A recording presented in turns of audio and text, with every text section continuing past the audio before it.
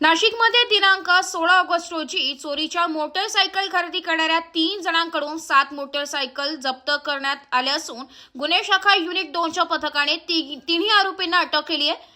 याबद्दल अधिक माहिती अशी की गुन्हे शाखा युनिट 1 कडील अधिकारी व कर्मचारी मोटरसायकल चोरीतील आरोपींचा शोध घेत असताना गुप्त माहितीच्या आधारे रेकॉर्डवरील आरोपी राजन याने नाशिक शहरामधून मोटरसायकल चोरी करून मालेगाव, श्रीरामपूर, शिर्डी भागात विक्री केल्या। सदर माहिती वरिष्ठांना दिली त्यानुसार तांत्रिक विश्लेषणाच्या आधारे पथक तयार करून मालेगाव, श्रीरामपूर, शिर्डी या भागात 15 दिवस शोध मोहीम सुरू असताना अरविंद महादेव सोनवणे राहणार कालिका नगर शिर्डी, जुबेर मुख्तार अख्तर राहणार मालेगाव व वैभव बंडू काळे राहणार अहिल्यानगर अशांना ताब्यात घेण्यात आले। त्यांच्याकडून चोरीच्या 7 मोटरसायकल असा एकूण 4,70,000चा मुद्देमाल जप्त करण्यात आला। पुढील तपासासाठी आरोपींना म्हसरूळ पोलीस ठाण्याच्या ताब्यात देण्यात आले।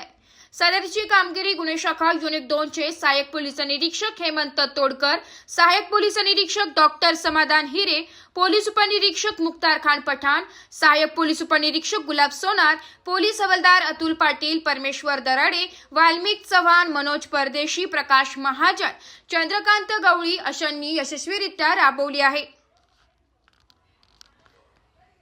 वृत्तसंकलन विभाग, एबी न्यूज, नाशिक।